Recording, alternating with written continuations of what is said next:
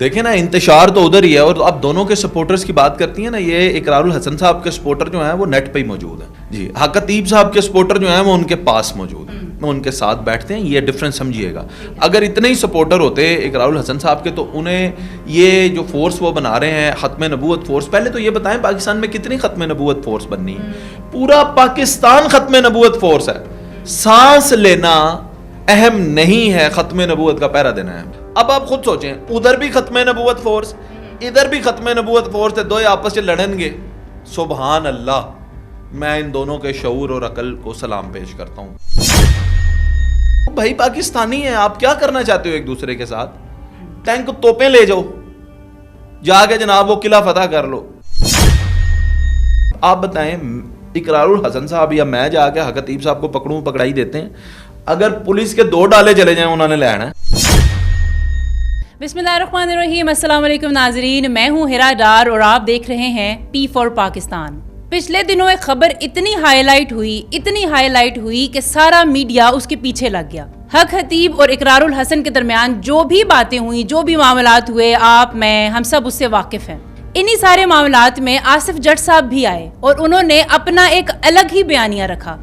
آج آصف جٹ صاحب سے پتہ کرتے ہیں, جاننے کی کوشش کرتے ہیں کہ آخر وہ چاہتے کیا ہیں, وہ کس کی سائیڈ پر ہیں, یا ان کے مائنڈ میں چل کیا رہا ہے. السلام علیکم. وعلیکم السلام ورحمۃ اللہ. کیا حال ہے آپ کا؟ ٹھیک ہے, اللہ کا شکر, میں ٹھیک ہوں. یہ جو پچھلے دنوں سے بڑا گرم ماحول ہوا ہے حق خطیب اور اس کے ساتھ پھر اقرار الحسن صاحب اور درمیان میں آصف جٹ بھی آ گئے, آپ کا الگ سے یہ ایک نیا وہ نکلا ہے سامنے پوائنٹ, کیا ہے یہ سارا کچھ؟ تھوڑی اچھا دیکھیں, پوائنٹ تو بہت ہی سمپل ہے, اس میں نیا کیا ہے؟ پوائنٹ یہ ہے کہ حق خطیب کو اگر آپ نے ایکسپوز کرنا ہے تو اس طرح سے ایکسپوز کر لیں کہ آنے والی نسلیں بھی فائدہ حاصل کریں. آپ آج کے دور کی, آج میں رہنے کی بات کرتے ہیں جی, اس کا آستانہ ایک بندے کے پیچھے آپ پڑ گئے نا. دیکھیں 1979 میں ایک ایکٹ آیا تھا, ایک بل پاس کروایا گیا تھا. اس بل کو پاس کروانے کی وجہ سے قادیانی ساری زندگی اب پاکستان میں پریکٹس نہیں کر سکتے. ٹھیک ہے, تو نسلوں کو فائدہ ہوا ان لوگوں کی جو یہ سوچتے تھے کہ یہ بین ہونا چاہیے. اب وہ بین ہوئے تو نسلوں کو فائدہ حاصل. اسی طرح اب اگر آپ فائدہ دینا چاہتے ہیں پاکستان کو, آپ دین کے لیے کام کرنا چاہتے ہیں, آپ ختم نبوت کے لیے کام کرنا چاہتے ہیں, تو آپ ایسا کریں, شعبدے باز اور پیر فقیر ایسے جو جھوٹے ہتھکنڈے کرتے ہیں یا کالا جادو کرنے والے یا ایسے لوگ جو ہوتے ہیں, ان کے خلاف آپ ایک قانون پاس کروائیں. جب قانون پاس ہو جائے گا تو نہ حق خطیب بچے گا نہ کوئی اور بچے گا. تو یہ کیا مسئلہ ہے کہ آپ ایک کے پیچھے پڑیں گے, اس کے بعد ایک کے پیچھے پڑیں گے, اس کے بعد ایک, اور عوام پیچھے لگی رہے گی, اور پھر آپ ادھر جائیں گے, پھر لڑائی جھگڑا ہوگا, پھر کوئی کیجویلٹی ہو سکتی ہے. تو انتشار ہے, عوام آلریڈی بٹی ہوئی ہے. عوام کو جوڑنے کا وقت ہے کہ توڑنے کا وقت ہے؟ میں تو یہ بات کرتا ہوں, پتہ نہیں لوگ اس کو کیسے لیتے ہیں. اچھا, اس سارے معاملے کے بعد ظاہر سی بات ہے اقرار الحسن صاحب خود ایک بہت بڑا ایک لائم لائٹ میں رہنے والا نام ہے, حق خطیب ایک لائم لائٹ میں رہنے والا نام ہے, دونوں کے اپنے اپنے سپورٹرز بھی ہیں. تو یہ بھی جس طرح آپ نے بات کی کہ یہ انتشار بھی پھیل رہا ہے, تو اس کا واقعی ایک نیگیٹو امپیکٹ بھی جا رہا ہے, اس کے بارے میں آپ کا کیا خیال ہے؟ دیکھیں نا انتشار تو ادھر ہی ہے. اور آپ دونوں کے سپورٹرز کی بات کرتی ہیں نا, یہ اقرار الحسن صاحب کے سپورٹر جو ہیں وہ نیٹ پہ ہی موجود ہیں. اچھا جی. حق خطیب صاحب کے سپورٹر جو ہیں وہ ان کے پاس موجود ہیں, وہ ان کے ساتھ بیٹھتے ہیں. یہ ڈفرینس سمجھیے گا. اگر اتنے ہی سپورٹر ہوتے اقرار الحسن صاحب کے تو انہیں یہ جو فورس وہ بنا رہے ہیں ختم نبوت فورس, پہلے تو یہ بتائیں پاکستان میں کتنی ختم نبوت فورس بننی ہے؟ پورا پاکستان ختم نبوت فورس ہے. سانس لینا اہم نہیں ہے, ختم نبوت کا پہرا دینا ہے. ٹھیک ہے جی. تو اگر سارا پاکستان ہی یہ سوچ رکھتا, سارا پاکستان ختم نبوت. اب آپ خود سوچیں, ادھر بھی ختم نبوت فورس, ادھر بھی ختم نبوت فورس, دو آپس سے لڑیں گے.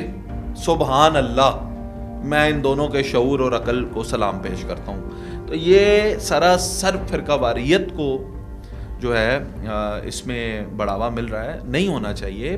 آپ قانونی آئینی حل ڈھونڈیں تاکہ اس کی لپیٹ میں سارے پیر پکڑ کے تو تسی جناب دریا سٹتے ہوتے جان چھڑاؤ. اچھا, اگر یہی آپ کی سوچ ان لوگوں کے بارے میں, تو پھر ون سائڈلی ایک طرف سے کیوں جا کے انٹرویو کرتے رہے آپ, ایک ہی سائڈ کے لوگوں سے ریلیٹ انٹرویوز ہوتے رہے آپ کے؟ بہت اچھی بات ہے, کیونکہ اس وقت نا اقرار الحسن صاحب ان لوگوں کو اپروچ نہیں کر رہے تھے جو ٹھیک ہوئے ہیں. ٹھیک ہے, تو میں نے اپنی ویڈیوز میں یہ کہا تھا کہ میں جب اقرار الحسن وہاں پہ آستانے پہ پہنچ کے انہوں نے ان لوگوں سے مل لیا تو میں نہیں بناؤں گا, اور جس دن وہ پہنچے میں نے نہیں اس کے بعد بنائی. میں تو ان کو یہ بھی دکھانا چاہتا تھا اس سائڈ کے بھی لوگ ہیں. اگر کچھ لوگ متاثر ہیں, کچھ لوگ ایسے بھی کلیم کرتے ہیں کہ یار ہم ٹھیک ہوئے ہیں, تو ان کو وہ میڈیکلی کیور ہو گئے ہیں, وہ اپنے جسم کی جو قوت مدافعت ہوتی ہے اس سے ٹھیک ہو گئے ہیں, ان کو بھی ایکسپوز کریں, ان لوگوں کا بھی دماغ درست کرنے کی ضرورت ہے.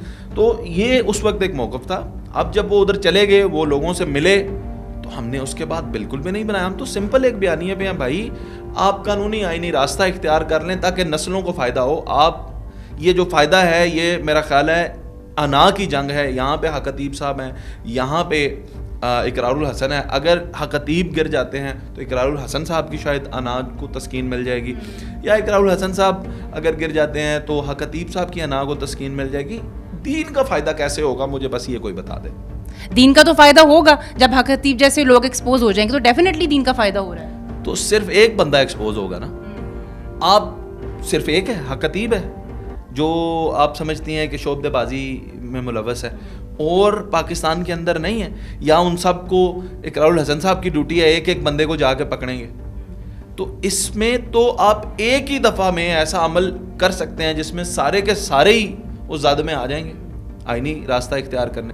یعنی آپ یہ چاہتے ہیں کہ اس چیز کے اوپر قانون ایکشن لے اور باقاعدہ ہمارے آئین میں کوئی ایک ایسا پوائنٹ آ جائے کہ ایسی چیز سرے سے ہی ختم ہو جانی چاہیے. بالکل, کئی ملکوں میں ایسا ہے اور اس کی اجازت نہیں دی جاتی. کئی ملکوں کے اندر ایسی پریکٹسز کی اجازت نہیں دی جاتی, اور وہاں پہ جا کے لوگ جو ہیں وہ بڑے پرامن طریقے سے جو ہے اپنی عبادات کرتے ہیں. یہاں پہ بھی ہو جائے تو کیا مسئلہ ہے, لیکن بات یہ ہے کہ یہاں پہ تماشے کو تماشا کر کے ختم کرنا چاہتے ہیں. تو ایک بڑا تماشا لگنے جا رہا ہے. اب اگر اقرار الحسن صاحب نے کہا میں دوبارہ جاؤں گا, دوبارہ جا کے پھر وہ اس طرح کے مسائل ہوئے, تو میرا نہیں خیال کہ پھر کوئی اس کا پازیٹیو حل نہیں کرتا. تو آپ کو کیا لگتا ہے کہ دوبارہ اس چیز کو, اس اسٹیپ کو پھر سے اٹھانا یہ خوش آئند نہیں ہوگا؟ نہیں, دیکھیں اس میں نقصان کا اندیشہ ہے پاکستانی. دیکھیں بات یہ ہے کہ یہاں کے لوگوں کے لیے یہاں والے لوگ مسلمان ہی نہیں ہیں, تو اگر وہ مسلمان نہیں ہیں تو مر جائیں. اور یہاں کے لوگوں کے لیے یہاں کے لوگ دشمن ہیں, تو اگر دشمن ہے تو مر جائیں. وہ بھائی پاکستانی ہیں, آپ کیا کرنا چاہتے ہو ایک دوسرے کے ساتھ؟ ٹینک توپیں لے جاؤ, جا کے جناب وہ قلعہ فتح کر لو. یہ طریقہ کار تو نہیں ہے نا. اب وائلنس کو کیسے پروموٹ کر سکتے ہیں اتنے بڑے پیمانے پہ, اور لوگ بھی تلے ہوئے ہیں. ہمارے لوگوں کو بھی سمجھنا چاہیے کہ جب اس کا سافٹ سلوشن موجود ہے, سافٹ سلوشن یہ ہے کہ ادارے انوالو ہوں گے, تو اب آپ بتائیں اقرار الحسن صاحب یا میں جا کے حق خطیب صاحب کو پکڑائی دیتے ہیں, اگر پولیس کے 2 ڈالے چلے جائیں انہوں نے لے آنا ہے, انہوں نے مینوں بھی لے جانا ہے, انہوں نے اقرار جس کے خلاف ان کے پاس ایویڈنس ہوگا, کوئی کیس فائل ہو تو اس کو تو وہ لے جائیں گے. تو وہ آئے نا, وہ کیوں بنائے ایسی قانون, سارا کچھ اسی آپ ہی کرنا ہے. یہ چیز میرا پوائنٹ.